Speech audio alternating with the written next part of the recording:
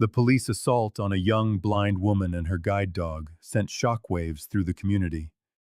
But what happened next would completely reshape everyone's perspective on the case. Before we begin, be sure to subscribe to the channel and comment with where you're watching from. Hannah Williams walked along the sun-drenched sidewalk, her delicate fingers gripping the handle of Rex's harness. The scent of fresh bread wafted from a nearby bakery, mingling with the warm air of the summer afternoon. For the blind girl, the bakery was a familiar landmark, one of many shops she recognized by its distinctive aroma. Rex, her faithful German shepherd, guided her with precision along the well-trodden path. "Good boy," Hannah whispered, feeling the soft fur of his coat brush against her leg. She trusted him more than anyone. Since Rex had come into her life, the world had become a less frightening place. The dog was her eyes, her security, her courage, especially on the difficult days at school, when the other children couldn't understand her limitations. The afternoon routine was simple: buy fresh bread and return home before dinner. Hannah had memorized every curve, every intersection, every obstacle on the route, but it was Rex who ensured her safety in the small town's unpredictable traffic. Suddenly, the jarring shriek of sirens tore through the tranquil moment. Hannah felt Rex tense beneath her touch, his muscles hardening and alert. The noise grew rapidly, approaching like an unexpected storm. Before she could process what was happening, the sharp squeal of tires on asphalt signaled that vehicles had braked violently nearby. "What's happening, Rex?" she asked, her voice trembling with fear. The service dog remained motionless, instinctively positioning himself between his handler and the source of the danger. Hannah's heart hammered against her ribs as the sound of car doors opening and slamming echoed through the air.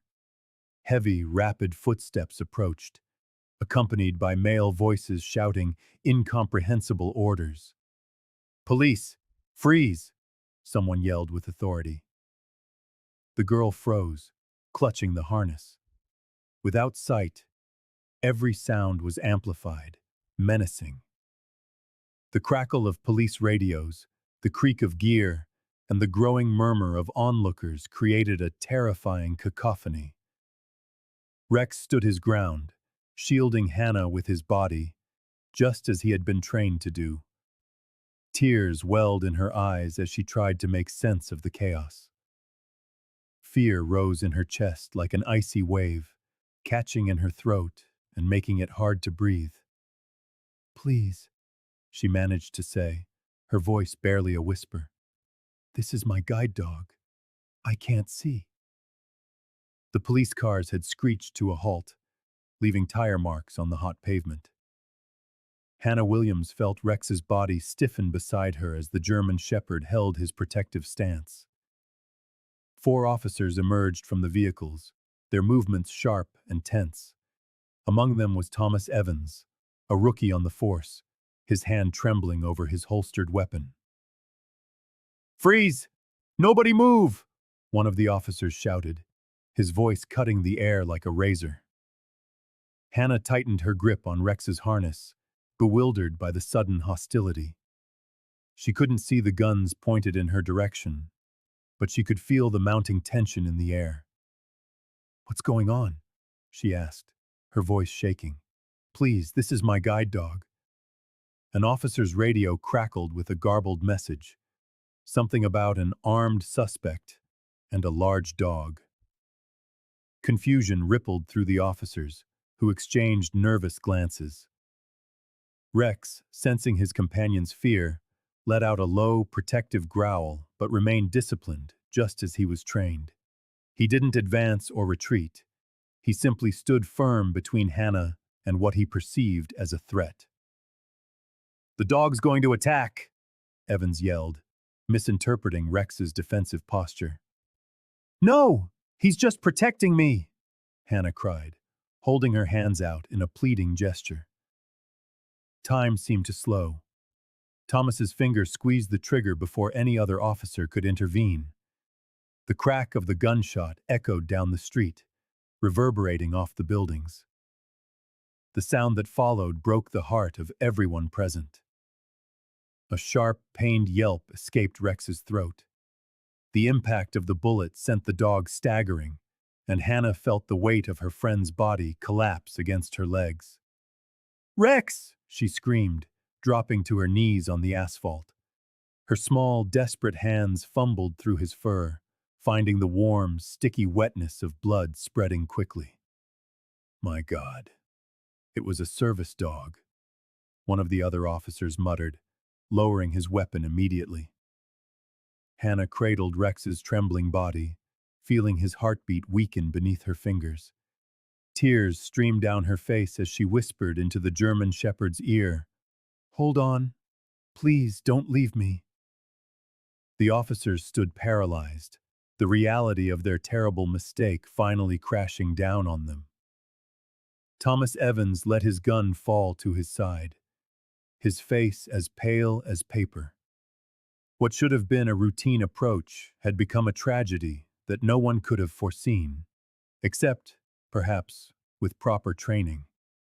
The gunshot had turned the quiet afternoon into chaos. Desperate screams echoed down the main street as Hannah Williams, kneeling on the hot asphalt, frantically felt Rex's blood-soaked fur. She could feel the German shepherd's body trembling, his breathing growing weaker and more ragged. "My God, they shot the blind girl's dog!" Someone shouted from the crowd that was rapidly forming around them. Tears streaming down her face, Hannah hugged her faithful companion tightly. "Hang on, Rex, please," she whispered. Her world of darkness was now even more terrifying without the security her service dog had always provided. Among the shocked onlookers was a teenager, Emily Parker. With trembling hands, she had already pulled out her phone and started recording the horrific scene unfolding before her. "I'm on the corner by the Central Bakery," she narrated, her voice choked with tears. "And the police just shot a blind girl's guide dog. This is unbelievable." The crowd grew with every second. Some knelt, trying to help Hannah, while others pointed accusing fingers at the officers, who now seemed to grasp the gravity of their error. One officer tried to approach but was met with shouts of outrage. "Stay back! Give her space!" An elderly woman, who would later identify herself as Margaret Collins, commanded, placing herself protectively beside the girl. Emily kept filming, capturing every detail, the blood staining the pavement, Hannah's silent tears, the officers' bewildered faces, the growing outrage of the citizens. "This can't be left like this," the young woman narrated into her phone's camera. "Everyone is seeing what happened here today." With just a few taps on the screen, the video was uploaded to her social media accounts. Within minutes, the first notifications of shares began to pour in. The story of Hannah and Rex was already spreading through the small American town, long before any official statement could be released. Meanwhile, Hannah remained on the ground, her world reduced to the feeling of Rex's fur between her fingers and the fading sound of his breathing. For her, in that moment, nothing mattered more than the life of the animal who was her eyes. "Has anyone called a vet?" she cried desperately, her voice echoing down the now silent street, as the distant sirens of a veterinary ambulance could be heard approaching. A deep voice cut through the confusion like a sharp blade. "Stand back! Let me through!" Charles Miller pushed his way through the agitated crowd, his body still carrying the rigid posture from his years of military service. When he finally reached the center of the commotion, the war veteran froze for a moment, his eyes fixed on the fallen animal. "Rex?" he whispered, instantly recognizing the German shepherd. This wasn't just any dog. It was the same animal that had saved his life during an ambush overseas, years before he was trained as a service dog. Charles knelt beside Hannah Williams, who was sobbing as her small hands searched desperately through Rex's fur, now damp with blood. "My name is Charles Miller," he said, his voice firm but gentle. "I know this dog. He saved me once, and now I'm going to help him." The girl turned her face toward the voice, her unfocused eyes searching for a connection. "What happened to Rex? Is he—" Her voice broke, unable to complete the question she feared most. "He's alive," the veteran replied, quickly checking the dog's vital signs. "He's a fighter. Always has been." As he spoke, he positioned his body as a protective barrier between Hannah and the officers, who still stood nearby, their weapons now lowered. The glare Charles shot the officers was icy, filled with a mixture of contempt and profound pain. His years in the army had taught him to seek his failures in judgment, and what he saw here was an unforgivable, reckless shot fired at a clearly identified service animal and a helpless child. "Do you have any idea what you've done?" he asked, not waiting for an answer. "This dog has saved more lives than you ever will with those guns." Hannah grabbed the sleeve of Charles's jacket. "Please don't let him die," she pleaded, tears streaming down her pale face. "I won't," he promised, placing a comforting hand on the girl's shoulder. "I won't let anything happen to you or Rex." The officers took a few steps back, the reality of their mistake beginning to weigh on them. One of them, Thomas Evans according to his name tag, looked particularly shaken, his face a mask of growing horror. Charles wrapped a protective arm around Hannah as they waited for the veterinary ambulance. "I know people who can help," he assured her.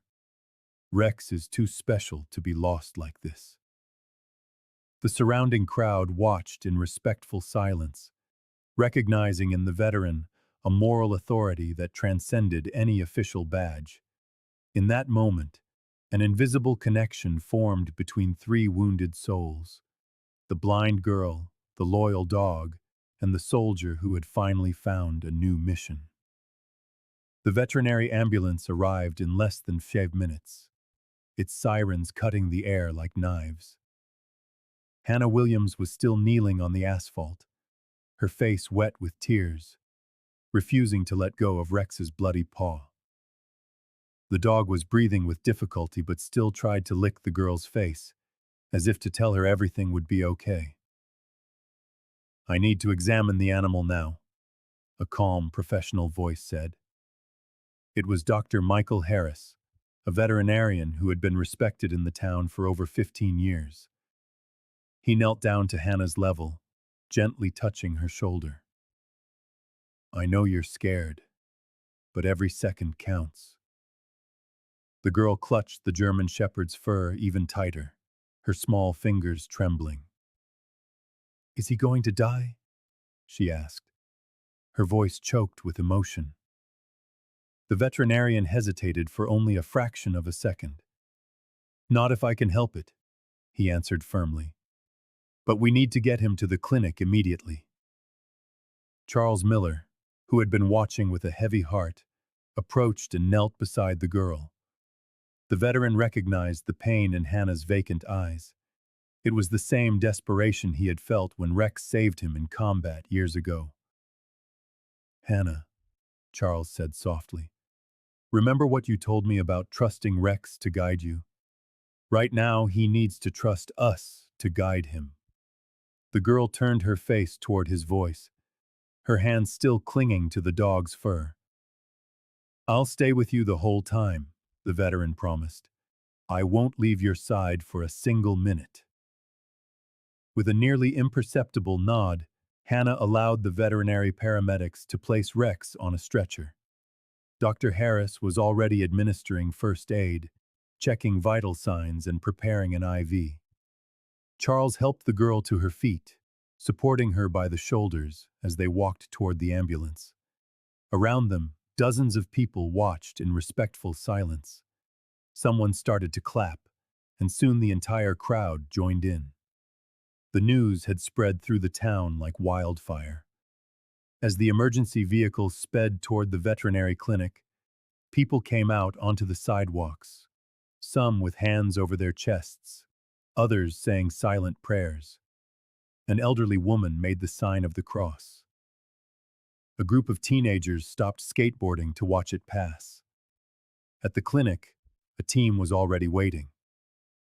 Dr. Harris jumped from the ambulance, giving precise orders, while Charles guided Hannah inside, keeping his promise not to leave her alone. The entire town seemed to hold its breath, waiting for news about the dog who had, in a matter of minutes, become a symbol of both loyalty and injustice. The waiting room of the veterinary clinic seemed to shrink with each passing minute. Hannah Williams sat motionless in a plastic chair, her fingers laced in her lap, her face turned toward the door through which Rex had disappeared. The silence that filled the space, usually occupied by the steady breathing of her German shepherd, was deafening to her. Charles Miller watched the girl, recognizing that look of utter desolation. He sat down beside her and, in a voice that was deep but gentle, lightly touched her shoulder. "Did you know Rex saved my life once?" he began, noticing how the girl's head turned in his direction. "We were on a night mission when he detected an explosive none of us had seen. His snout twitched in that special way only trained dogs have." Hannah managed a weak smile, her hand ghosting over the empty seat beside her. "He always twitches his snout when he senses something important," she murmured. The veteran continued sharing stories of Rex's time in the army, how the dog could find survivors buried under rubble, how he remained calm under fire, how he had become a legend among the soldiers. Each word seemed to bring a small measure of comfort to the girl, whose tense shoulders began to relax, if only slightly. "He's the most stubborn, brave dog I've ever known," Charles said, his voice catching. "And now, he's fighting again." Outside the clinic, the crowd grew with each passing hour. What had started with a few curious onlookers had transformed into a spontaneous vigil. People of all ages arrived with candles, forming a circle of light that glowed against the darkening sky. Homemade signs displayed messages of support.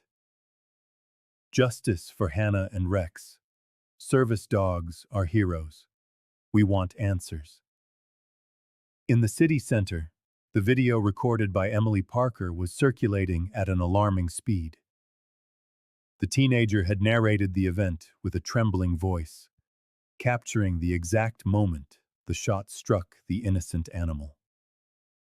Comments on social media multiplied by the thousands, a torrent of indignation, sorrow, and calls for the officers to be held accountable.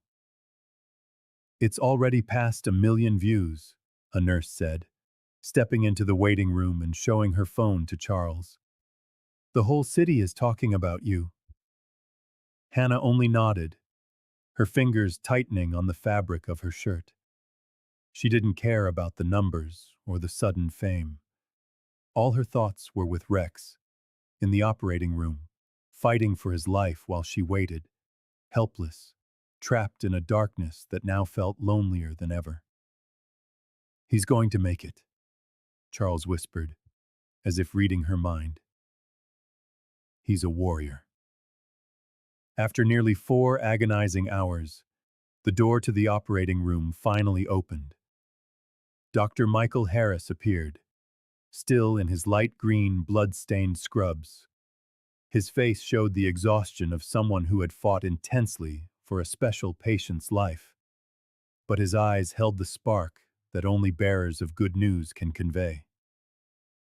"Hannah," the veterinarian said in a gentle voice, approaching the girl who sat rigidly in her chair. "Rex is going to survive." The girl covered her face with her hands, her shoulders shaking with the relief that finally replaced the terror of the last few hours. Charles Miller, who hadn't left her side for a single minute, wrapped an arm around her, offering silent support. The bullet hit his shoulder, but we managed to remove it, the doctor explained, kneeling to be at Hannah's level. He lost a lot of blood, and the road ahead will be long. He'll need intensive physical therapy, daily medication, and at least 3 months of recovery before he can return to his normal duties. Hannah reached out a hand, seeking contact. The vet took it gently. Can I touch him? She asked, her voice thick with emotion. Soon. He's still under anesthesia, but he's stable now. Charles discreetly wiped away a tear that traced a path down his weathered cheek. That dog is a fighter. I've seen him face worse on the battlefield. The news spread through the city like wildfire. The local paper's front page blared, "Blind girl and service dog shot by police." The incident involving Hannah Williams and Rex quickly became the only topic of conversation in the small American town's cafes, markets, and social media feeds. The local television station sent reporters to cover the vigil, where dozens of residents had gathered with candles and signs demanding justice. "We want answers," one woman said, holding a poster with a photo of Hannah and Rex, taken months earlier at a school event. Mayor Richard Carter called a press conference, his face tense and his eyes shadowed with deep circles. "I am as shocked as all of you," he declared, nervously adjusting his tie. "A rigorous and transparent investigation has already begun, and I promise that no stone will be left unturned." The town, however, began to fracture. On social media, pro-police groups argued that officers worked under constant pressure and that accidents could happen. "They risk their lives for us every day," one resident wrote, sparking hundreds of heated replies. On the other side, protesters demanded the immediate dismissal of Officer Thomas Evans and a complete overhaul of police training. Emily Parker, who had filmed the video, received both messages of support and anonymous threats. Frightened by the backlash, the teenager asked her parents to let her stay home from school. The divisions seeped into long-standing friendships. In the Main Street salon, 2 childhood friends stopped speaking after a fierce argument over who was to blame. At the sports bar, a group that had watched games together for years now sat at separate tables. Margaret Collins, who had lived in the neighborhood for over 50 years, remarked to her neighbors that she had never seen the community so divided. "Not even during the most contentious elections have we seen families turn on each other like this," the elderly woman lamented. The police department issued a formal statement, promising full cooperation with the investigation, but the tension on the streets was palpable. Patrol cars were met with suspicious glares, and some officers reported feeling uneasy wearing their uniforms off-duty. Meanwhile, at the veterinary clinic, Hannah remained by Rex's side. Oblivious to the political storm her case had unleashed upon the town she had always considered peaceful and welcoming. Hannah Williams's house felt eerily silent, without the click of Rex's paws on the hallway floor. Each morning, she awoke expecting to hear the familiar sound of the German shepherd stretching beside her bed, only to be met by the void. Her fingers would instinctively search for the soft fur that was no longer there, and reality would hit her again like a cold wave. "Are you going to be okay on your own today?" her mother would ask each morning, her voice thick with worry. Hannah tried to smile, but the truth was, without Rex, she felt as if she had lost a part of herself. The walk to school, once a shared adventure, had become a daunting challenge. Her steps were hesitant, the cane clumsy in hands that were used to holding a leash, Then Charles Miller started appearing at her door each morning. The war veteran, with his deep voice and steady gait, became a constant presence. "Came to see if you needed some company for the walk to school," he'd say, as if it were just a casual stroll and not a mission he had taken upon himself. During their walks, Charles told stories of his military tours, including the one where Rex had saved his unit from an ambush. Hannah absorbed every word, feeling connected to her absent friend through these tales. "He was always special," the girl would murmur, gripping her cane tightly. "He would never attack anyone." It was on one of these mornings that Margaret Collins, a 72-year-old woman who lived 2 houses down, approached them on the sidewalk. The elderly woman, known in the neighborhood for her precise recounting of local events, had something important to say. "I was at my window that day," Margaret began, her voice trembling but firm. "I saw everything. That dog did absolutely nothing to provoke those officers. He was just standing there, protecting you." The woman explained that she had tried to speak to the authorities, but felt that no one was truly listening. Now, determined to make a difference, she was offering her formal testimony. "I will tell the truth to anyone who will listen," she stated, adjusting the glasses on her wrinkled face. "Rex never acted aggressively. He simply stood between you and those men, as any good service dog would." Charles placed a hand on the shoulder of Hannah, who was crying silently. The girl reached out her fingers, finding Margaret's wrinkled hand. "Thank you," she whispered, feeling for the first time in days that she wasn't completely alone in her fight for justice. The community mobilized with astonishing speed. Within 48 hours of the incident, the central square was filled with tents where volunteers organized raffles and sold local crafts. Hannah couldn't see the bustling activity, but she could feel the vibrant energy around her as Charles stood by her side, describing every detail. "There's even a country band playing on the bandstand," the veteran explained, guiding her through the crowd of people who stopped to offer their well wishes. The town had turned tragedy into a wave of solidarity. Shopkeepers donated prizes for the raffles, from product baskets to a year of free services. The money raised, all of it earmarked for Rex's treatment at Dr. Harris's clinic, grew by the hour. At Hannah's school, teachers seized the moment to create a special project. The principal announced that each class would develop an initiative on accessibility, inspired by their classmates' story. Students began researching service dogs and their importance for visually impaired people.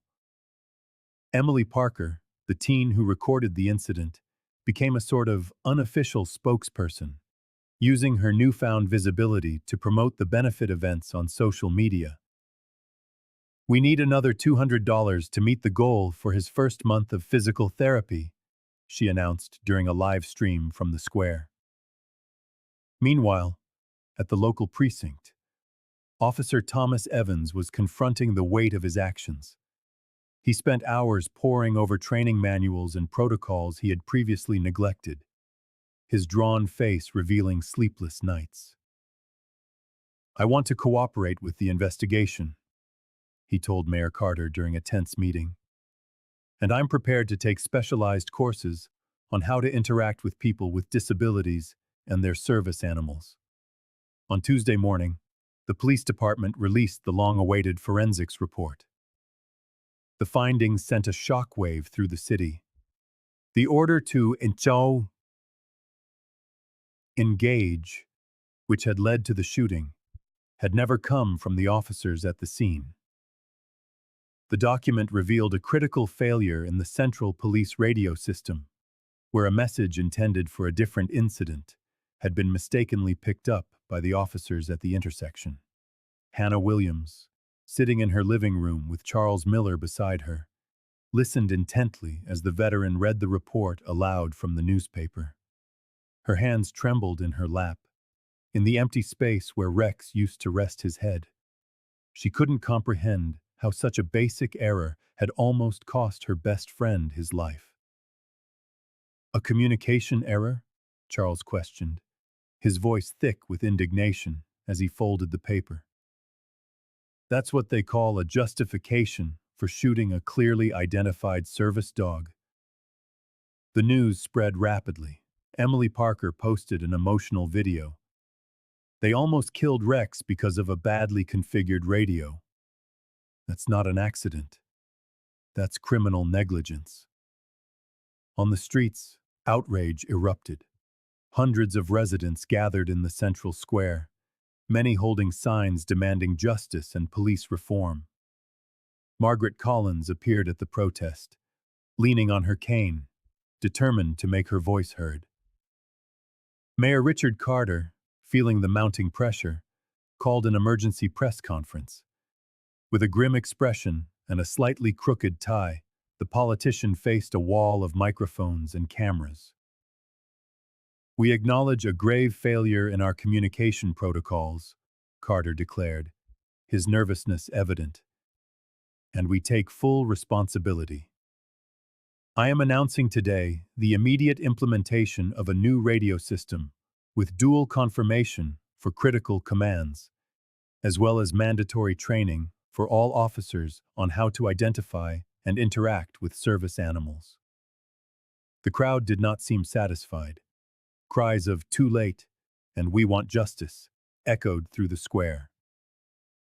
Thomas Evans, the officer involved in the shooting, watched the press conference from his home, suspended from duty.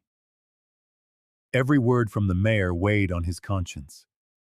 He knew that, communication failure or not, he should have recognized the clear markings on Rex's vest. With tears in his eyes, the officer made a decision that would change his career forever. At the veterinary clinic, Dr. Michael Harris gathered Hannah Williams and Charles Miller to present Rex's recovery plan. The veterinarian, his eyes tired but determined, spread X-rays and documents across the table. The bullet hit muscle tissue, but thankfully, it didn't compromise any vital structures, the doctor explained, adjusting his glasses as he pointed to the images. We'll need intensive physiotherapy, hydrotherapy, and psychological support for the trauma. Hannah ran her fingers over the X-rays, feeling the edges of the paper, trying to imagine what she couldn't see. A silent tear traced a path down her cheek when the doctor mentioned that Rex might develop a fear of loud noises after the trauma. "Will he be my guide again?" she asked, her voice trembling. The veterinarian placed a hand over hers. "With dedication, yes, but it will require patience and a lot of work." Charles Miller, who had remained silent until then, cleared his throat to hide his emotion. "I've known this dog since he was a pup in the military program. He saved my life in Afghanistan before he was assigned to civilian service." The veteran stood up, walking to the clinic window. "I can help with the rehabilitation. I was trained to work with traumatized combat dogs." Dr. Harris nodded, visibly relieved. "That would be invaluable.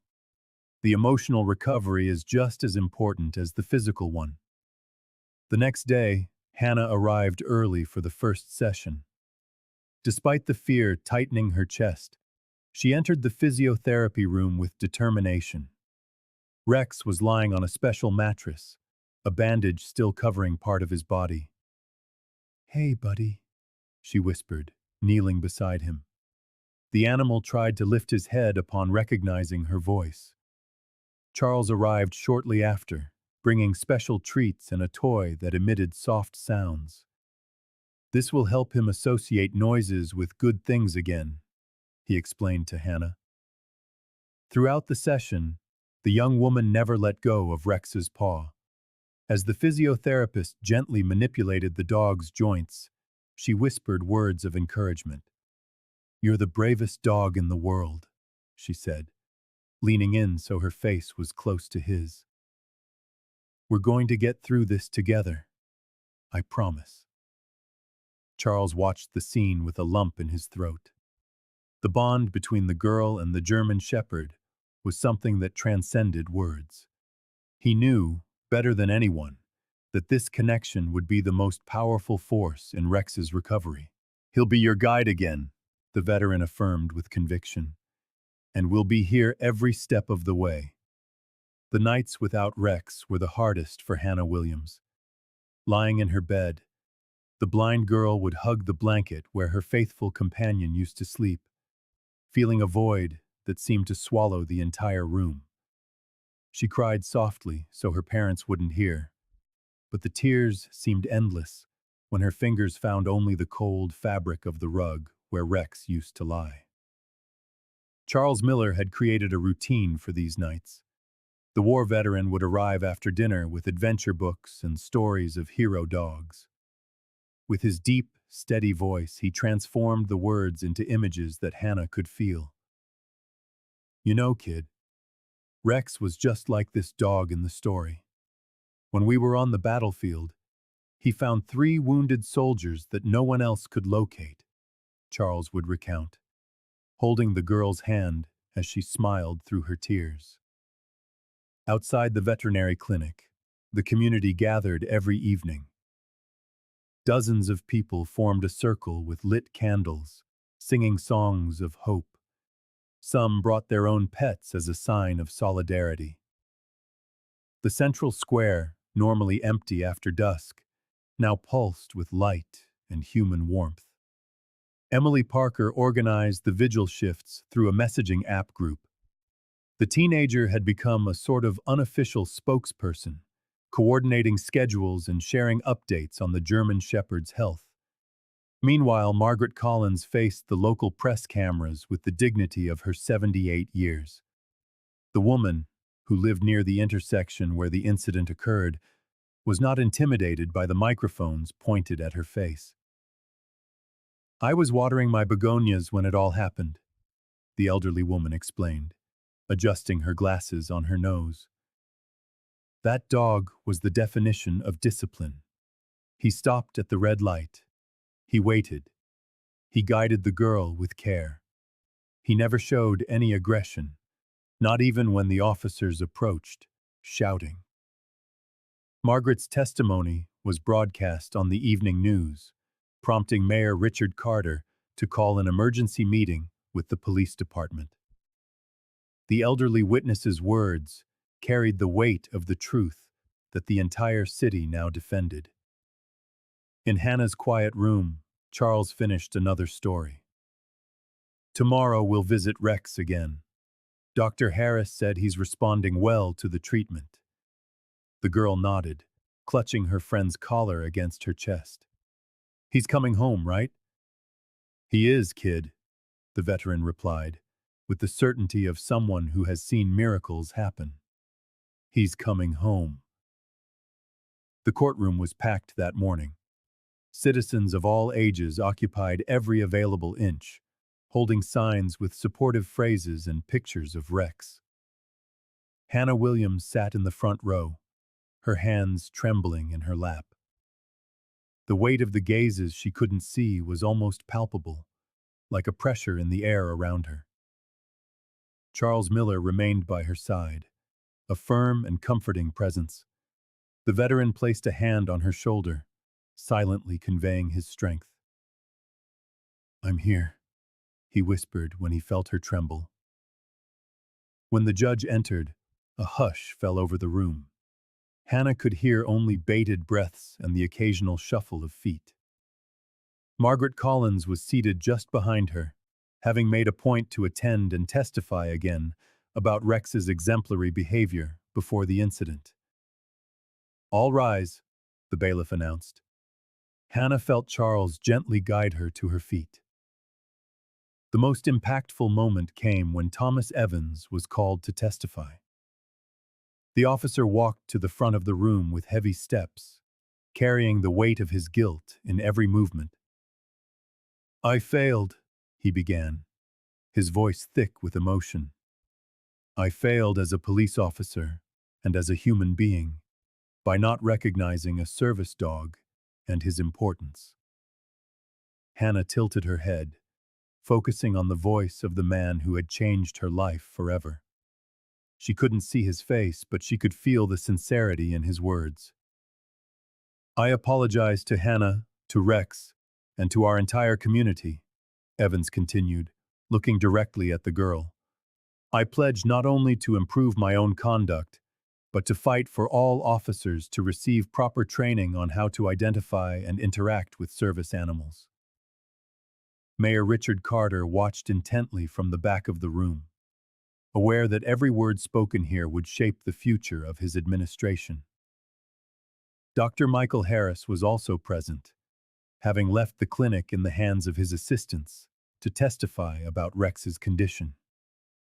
Emily Parker, sitting among other students, filmed discreetly with her phone, determined to document this moment of justice as she had the initial injustice.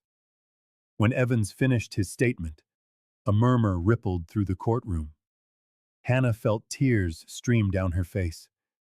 They weren't just tears of sadness, but of relief, for finally being heard, for knowing that her pain and Rex's had not been in vain.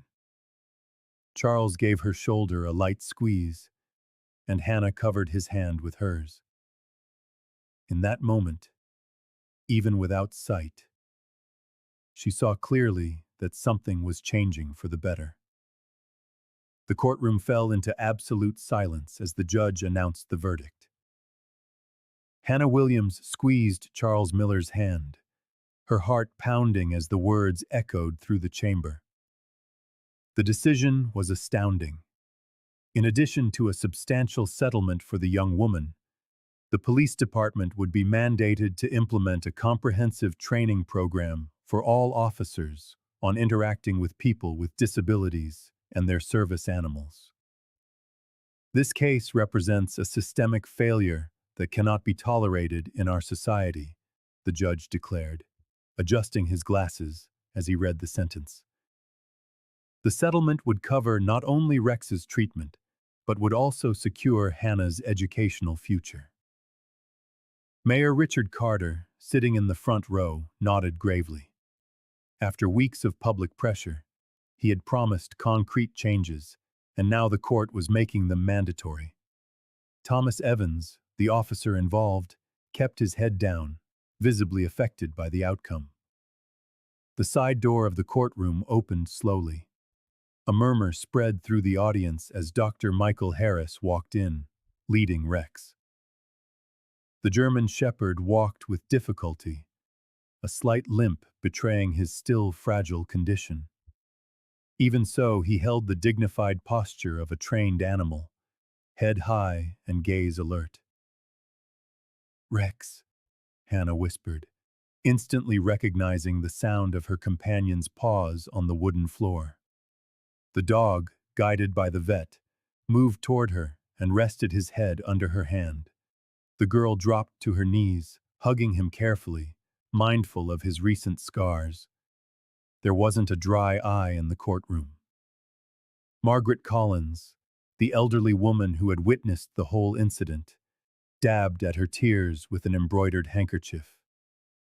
Emily Parker, the teenager whose video had gone viral, sobbed openly as she filmed the reunion for her social media followers. Charles stood up and applauded. Within seconds, the entire courtroom was on its feet, applauding the courage of the blind girl and her faithful companion. The judge, breaking protocol, allowed the ovation for a few minutes before banging his gavel, officially closing the case. As they left the courthouse, a crowd was waiting with signs of support. Hannah, her fingers woven tightly into Rex's leash, smiled for the first time in weeks. The war veteran placed a hand on her shoulder, guiding her through the throng. This is just the beginning, he said. The city will never be the same. And he was right.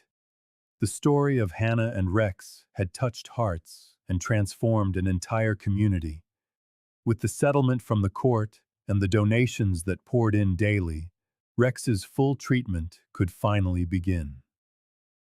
Hannah Williams visited the veterinary clinic 3 times a week, always accompanied by Charles Miller, who made it a point to drive her.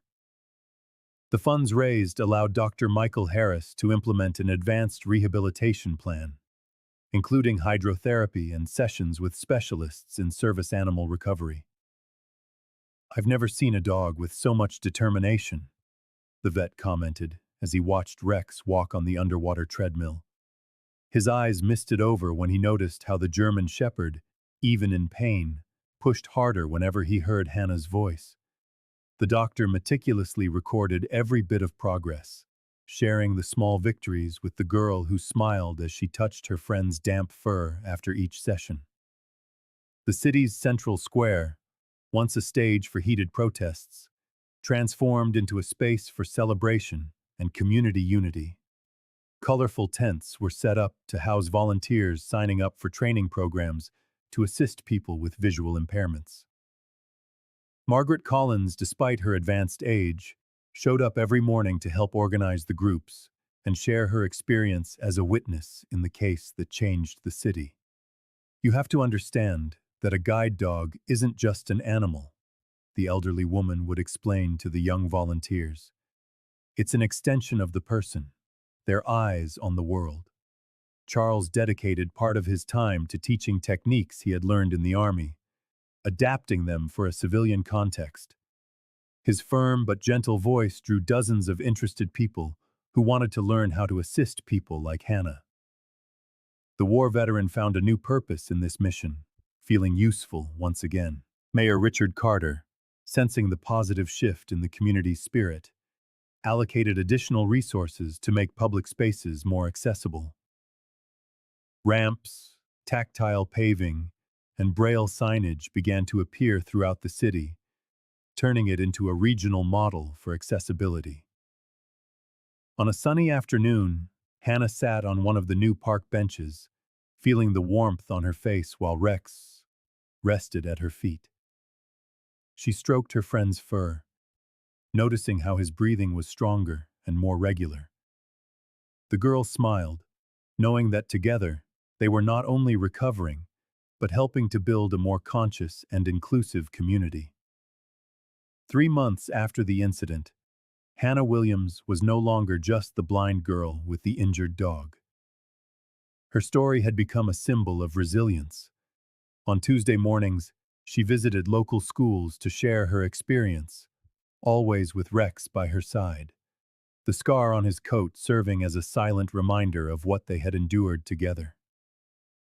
"You don't have to see with your eyes to see what's right," the young woman would tell an audience of attentive children. Her voice, once shy, now carried a confidence that inspired even the adults present. Teachers noticed how students began to treat classmates with disabilities differently after hearing her speak. Charles Miller watched these presentations with his chest swelled with pride. The veteran had found a new purpose in accompanying Hannah, and his constant presence gave her the security to express herself freely. One sunny afternoon, he organized a surprise that brought the girl to tears of joy. 4 ex-military men who had served with Charles appeared at the Williams family home. They brought medals, stories, and warm embraces for Rex, who recognized the distinct scent of the military uniforms and wagged his tail with enthusiasm.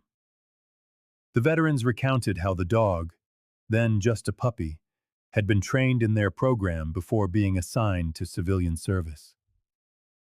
"This animal saved 3 lives on an overseas mission," one of the visitors reported, stroking the German Shepherd's head. "He always knew when danger was near, long before our equipment could detect it."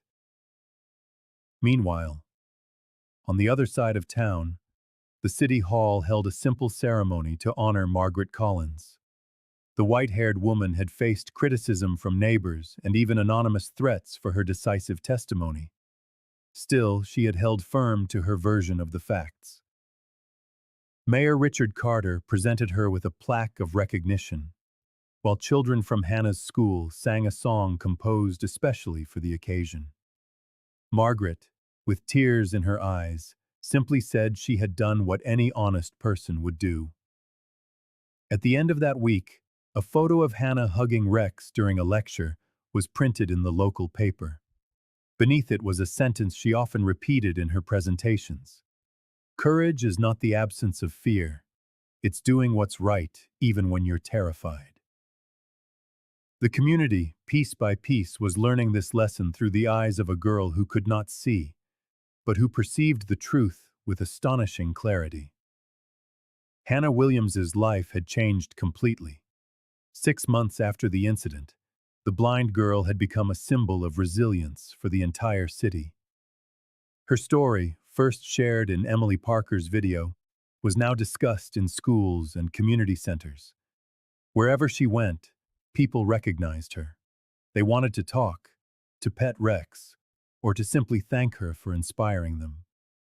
Sometimes I just wish I could be invisible again, Hannah confessed to Charles Miller during one of their morning strolls through the central square. The veteran smiled with understanding, adjusting the cap he always wore. Fame has its price, kid, but look at what the two of you have accomplished.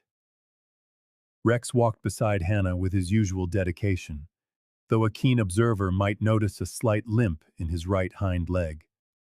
The German Shepherd had recovered beyond Dr. Harris's expectations, but some scars remained as silent reminders of that fateful day. Even so, the dog guided his handler with precision, stopping at intersections and navigating around obstacles as efficiently as ever. At school, Hannah faced a new reality. Some classmates treated her like a celebrity. Others seemed intimidated by her presence. She tried to maintain a sense of normalcy, but it was difficult when teachers constantly invited her to share her experience with other classes. On the other side of town, Thomas Evans was facing challenges of his own. The police officer, now assigned to a special community integration program, visited schools to talk about safety and inclusion. His uniform, once a symbol of unquestionable authority, now carried the weight of a mistake that nearly cost an innocent life. "Do you have any questions about service dogs?" he would ask curious children, showing them pictures of different assistance animals and explaining their roles. Margaret Collins often joined him at these meetings, her perspective as a witness complementing his explanations. The elderly woman and the police officer had formed an unlikely educational partnership that surprised everyone. On quieter nights, when she could finally escape the stares and expectations, Hannah would sit in her backyard with Rex lying at her feet. Her fingers would gently trace the scar on his body as she whispered made-up stories about adventures they would have together. In those intimate moments, far from the spotlight and the cell phone cameras, the girl and her dog were just what they had always been. Two inseparable friends, navigating the world together, each one being the other's eyes. The entire city embraced the transformation that followed the incident with Hannah Williams and Rex. Mayor Richard Carter, pressured by public opinion and inspired by the girl's courage, implemented a permanent police training program focused on recognizing service dogs and interacting with people with disabilities. Despite facing resistance from the city council over necessary cuts in other sectors, Carter stood firm. "Some priorities," he declared in a public meeting, "are non-negotiable." Dr. Michael Harris's clinic, where Rex had been treated, naturally became a meeting point for community events. On Saturdays, the veterinarian opened his doors for educational sessions on service dogs, while volunteers raised funds for training new animals. The doctor, always discreet, would smile as he watched his waiting room fill with curious children and interested adults. Thomas Evans, the officer involved in the shooting, surprised everyone by becoming one of the cause's most prominent advocates. He regularly attended the lectures at the clinic, sharing his experience and warning of the dangers of being unprepared. "I learned in the worst way possible," he would confess, his voice thick with emotion. "But others don't have to make the same mistake." The central square, which months before had been a stage for heated protests and signs demanding justice, now hosted musical performances and community picnics. Margaret Collins organized weekly gatherings where she told stories to children, always emphasizing the importance of empathy and courage. Charles Miller watched these changes with quiet satisfaction. The war veteran, who had found in Hannah a reason to keep going, now coordinated a support group for families with visually impaired children. Rex taught us that protection also means allowing for independence, he would explain to anxious parents. Emily Parker, the teenager who had filmed the incident, decided to study journalism. Her video, which had shocked the nation, was now used in police academies as an example of what not to do. The young woman visited Hannah regularly, bringing news of how her story continued to inspire people across the country. 6 months after the incident that shook the small town, Hannah Williams and Rex received an invitation that no one could have predicted. The National Accessibility Conference, one of the country's most important events on disability rights, wanted the pair to represent not just their community, but to become a symbol of a much larger fight. The convention hall was packed when Hannah entered, guided by her faithful German shepherd. Rex walked with a slight limp, a permanent scar from that fateful day, but his bearing was still majestic. The audience rose in a spontaneous standing ovation that made the girl smile, even though she couldn't see the emotional faces before her. Charles Miller watched from the front, tears in his eyes. The veteran had become a constant presence in the girl's life, following every step of the recovery of the dog who had once saved his own life in combat. Beside him, Dr. Michael Harris beamed with pride. The long hours of surgery and physical therapy had been worth every minute. From her seat, Margaret Collins waved discreetly. The elderly woman who had witnessed everything from the start had traveled 4 hours by bus to be there for this moment. And Emily Parker, the teenager whose video had gone viral, documented it all with her phone, determined to show that stories of injustice could also have hopeful endings. When Rex fell that day, Hannah began at the microphone, "I thought I had lost not just my eyes, but my courage." Her voice, once timid, now echoed firmly through the auditorium. "Today, I understand that we gained so much more than we lost." Mayor Richard Carter, seated among national officials, listened intently. The changes implemented in his city were already serving as a model for other municipalities. Specialized police training, service dog awareness programs, and accessibility projects developed with community input. At the end of the ceremony, Thomas Evans approached them timidly. The officer, now an instructor in the new training program, extended a trembling hand to pet Rex, who, surprisingly, accepted the gesture with a calm stillness. Hannah smiled as she sensed his approach. Forgiveness, she had learned, was just as important as justice.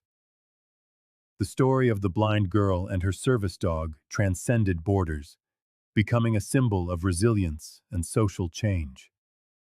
In schools, children learned about empathy through her example. In police academies, her case became required study. And on the streets of the small town where it all began, the community celebrated like a family that had discovered its own strength in the face of adversity.